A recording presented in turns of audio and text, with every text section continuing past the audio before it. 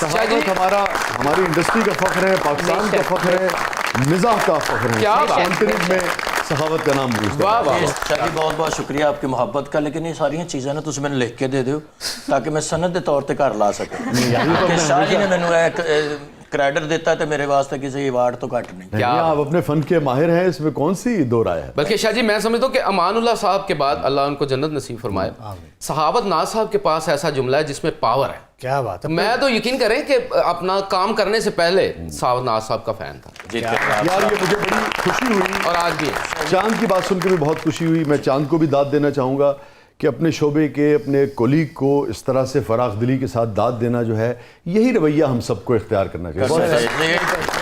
और मेरे जो बात की चांद भाई ने जो बात की अमानुल्लाह साहब, और मैंने उनकी खिदमत इतनी की है ना, वाह, ये उनसे दुआएं मिली हैं वरना कुछ भी नहीं है। उन्हीं का सारा कुछ है जो वो कर गए। बब्बू बराल साहब, अमानुल्लाह साहब, मस्ताना साहब, तारक जवेद साहब, अलबेला साहब, मतलब ये जितने बड़े लोग हैं इनके साथ मुझे काम करने का मौका मिला तो मैं अपनी खुश नसीबी भी समझता हूँ। और मैंने उस हालात में खिदमत की है जब अपने बच्चे भी कहते हैं कि अब्बा जी जरा मुंह तो लो फिर मैं आना, लेकिन मुझे पता नहीं वही दुआएं लगी। एक अमान साहब को आपने ड्रॉप भी बहुत किया। जी जी है ना। अमान साहब तो मेरे साथ ना एक उनकी मतलब शरारत भी चलती थी। तो जब एक शो कर रहे थे हम तो अमानत को फोन करके, अमानत करो बाहर ना निकली तो पपाओ था। हमारा उनका बेटा है ना। हाँ जी, गाड़ी अंदर लगा दो, सखावत मुझे छोड़ देगा। मैं देखे मैं अपने काम जाना। फिर बड़े ने इनकार थोड़ा उन्होंने सदके सारियां गड्डियां मिलियां सब। कितने जाना कर धर्मपुर ला दी। मैं ठीक है ला के आए। अगले दिन फिर अमानत करो बाहर ना निकली, हाँ अंदर रह सखावत मैंने ला देगा। मैं कहा हाजी खान साहब कितने, कहते कच्चे सांदे। मैं कहा ठीक है। ਤੁਹਾਨੂੰ ਪਤਾ ਅਮਾਨ ਸਾਹਿਬ ਦੇ 3-4 ਵਿਆਹ ਸਨ। ਤੀਸਰੇ ਦਿਨ ਫੇਰ ਕਹਿੰਦੇ ਅਮਾਨਤ ਗੱਡੀ ਨਾ ਲਿਆਈ, ਸਖਾਵਤ ਮੈਨੂੰ ਲਾ ਦੇਗਾ। ਫੇਰ ਵੇਖਿਆ ਤੇ ਮੈਂ ਗੁੱਸੇ 'ਚ ਐਵੇਂ ਮੈਂ ਕਿਹਾ ਖਾਨ ਸਾਹਿਬ ਅੱਜ ਮੈਂ ਨਹੀਂ ਉੱਧਰ ਜਾਣਾ। ਤੂੰ ਕਿੱਧਰ ਜਾਣਾ? ਮੈਂ ਕਿਹਾ ਮੈਂ ਸਬਜ਼ਾ-ਜ਼ਾਰ ਜਾਣਾ। ਠੀਕ ਹੈ ਉੱਥੇ ਵੀ ਮੇਰਾ ਘਰ ਉੱਥੇ ਲਾ ਦੇ।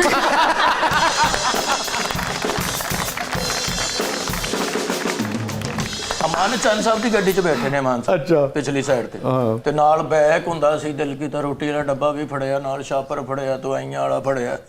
ਤੇ ਹੁਣ ਉਹ ਗੱਡੀ 'ਚ ਬੈਠੇ ਨੇ ਤੇ ਉਤਰੇ ਨੇ, ਦਰਵਾਜ਼ਾ ਪਿੱਛੋਂ ਖੋਲਿਆ, ਆਪਣਾ ਬੈਗ ਚੁੱਕਿਆ, ਸ਼ਾਪਰ ਚੁੱਕਿਆ, ਬੋਤਲ ਪਾਣੀ ਦੀ, ਫੇਰ ਹੋ ਫੇਰ ਵੇਖ ਰਹੇ ਨੇ। ਤੇ ਅਮਾਨ ਚੰਦ ਕਹਿੰਦਾ ਅਮਾਨ ਸਾਹਿਬ ਕੁਝ ਰਹਿ ਤਾਂ ਨਹੀਂ ਗਿਆ? ਕਹਿੰਦਾ ਨਹੀਂ ਮੈਂ ਵੇਖ ਰਿਹਾ ਤੇਰੀ ਕਿਹੜੀ ਚੀਜ਼ ਚੁੱਕਾ।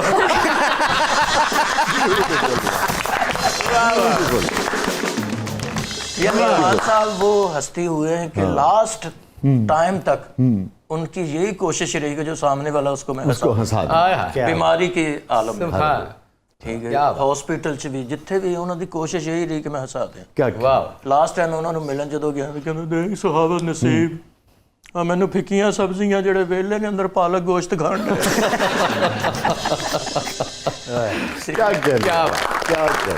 यार वो अमान साहब की एक बात मुझे बड़ी मज़े की लगती है।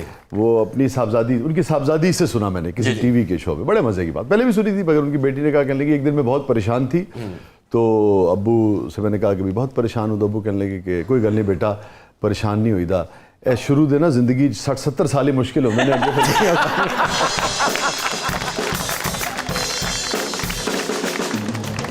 शाह जी मेरा ताल्लुक चूँकि गुजरात से है तो इमाम साहब के सामने मैं आया हूँ तो जोगी वाला कैरेक्टर बड़ा हिट हो गया, लोग बड़ा पसंद करने लग पए। अमान साहब हुण मैनू दाद देण दे चक्कर च कहंदे ने पुत्तर हुण तैनूं बाहर निकलना लोकी जोगी जोगी समझदे ने। हैं याद करो वक्त जदों तू रामतलाई चौक च खलो के कहंदा सा ए सड़क लाहौर जांदी।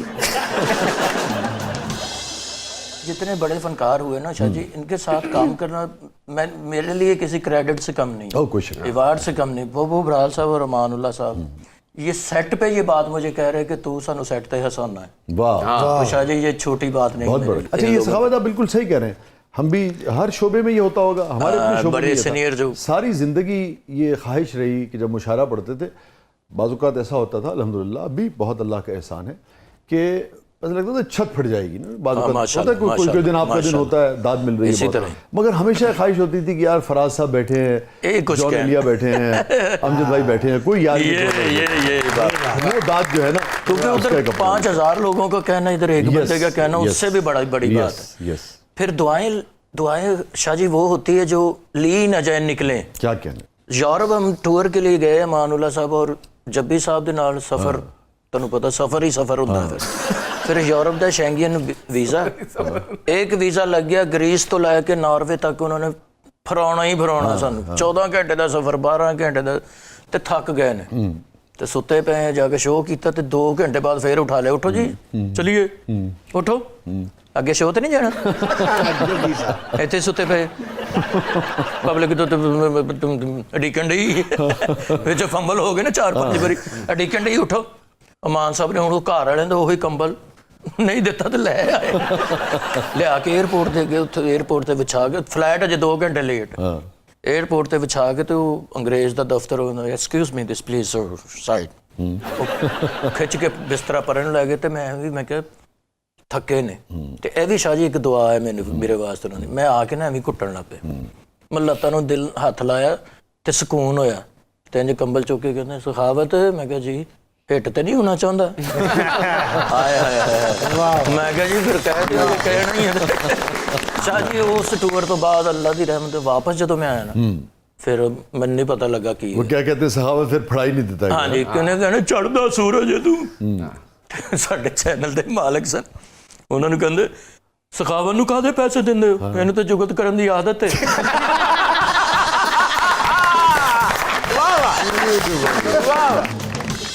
अच्छा, अमान साहब की ना माशरे के जो मुख्तलिफ रवैये हैं हमारे, उसके ऊपर बड़ी नज़र होती थी ना, बड़ी बारीक नज़र होती थी, ठीक है। जैसे मैंने उनका एक टुकड़ा देखा किसी प्ले में, तो गुजर रहे हैं तो एक आदमी बड़ा इजी होकर बैठा है, ठीक है। अब हमारा जो माशरा है उसमें जो जिम्मेदारियाँ होती हैं भाइयों के ऊपर और उसके उस हवाले से कहने लगे उठो तू तो इंज बैठे हैं जिवें 6 पहना में आ बैठे हैं।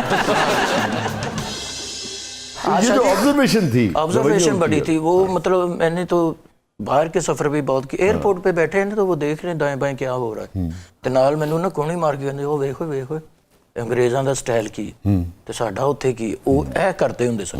ਹੁਣ ਗੱਲ ਕੀ ਕਰ ਰਹੇ, ਕਹਿੰਦੇ ਪਿੰਡ 'ਚ ਏਡੀ ਸਖਤ ਕੁਲਫੀ ਮਿਲਦੀ ਹੈ, ਉਹ ਜਿਹੜੀ ਰੇੜੀ 'ਚ ਮਿਲਦੀ ਹੁੰਦੀ ਬਰਫ਼ ਵਾਲੀ ਕੁਲਫੀ, ਕਹਿੰਦੇ ਦੰਦੀਆਂ ਵੱਡੋ ਟੁੱਟਦੀ ਨਹੀਂ, ਫਿਰ ਬੱਚਾ ਘਰ ਲਿਆ ਕੇ ਨਾ ਤਾਲਾ ਮਾਰ ਕੇ ਤੋੜਦਾ, ਹੁਣ ਤਾਲਾ ਛੜੀ ਘਰ 'ਚ ਤਾਲਾ ਪੇਟੀ ਨਾਲ ਲਾ, ਕਹਿੰਦੇ ਉਹਨੇ ਤੋੜਨੀ, ਅੱਧੀ ਕੁਲਫੀ ਪੇਟੀ ਥੱਲੇ ਵੜ ਗਈ, ਅੱਧੀ ਬੱਚੇ ਦੇ ਹੱਥ 'ਚ ਰਹਿ ਗਈ। ਇਹ ਹੁਣ ਸੱਚੀ ਗੱਲ ਹੈ ਸ਼ਾਹ ਜੀ, ਇਹ ਬਣੀ ਨਹੀਂ, ਇੱਕ ਵੇਖੀ ਹੋਏਗੀ ਤੇ ਉਹ ਫਿੱਟ ਹੋਏਗੀ। सखावत भाई, ये आपके जो सीनियर्स थे इनमें एक ख़ास तरह का रुझान था, सबका तो नहीं मगर बहुत सारे ऐसे थे जिन्होंने कई शादियां की, अमान साहब का जैसे भी जिक्र हुआ, मगर आप एक ही शादी पर इक्तफा करने वाले, पता नहीं लगा देता। नहीं, अच्छी बात है ये किसी शुक्र अल्हम्दुलिल्लाह, अच्छी बात है, मुझे लगा इसकी तारीफ करनी चाहिए। तारीफ भी करनी चाहिए, लेकिन ये बड़ों से भी सीखा कुछ।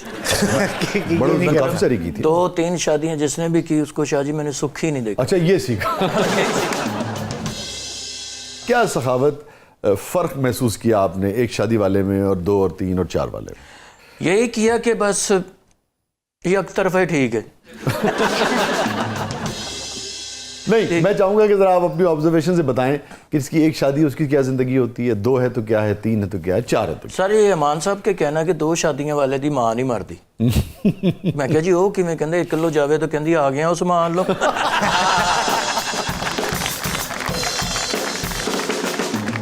यानी देखिए ये भी उनकी मतलब ऑब्जर्वेशन की बात है, ये क्या बात है। नाज़रीन, स्टे विद अस। छोड़ दे, वक्फे के बाद वापस आते हैं, कहीं नहीं जाइएगा। हमारे साथ मौजूद हैं Hadia Hashmi and one and only Sakhawat Naz. आप देख रहे हैं ज़बरदस्त।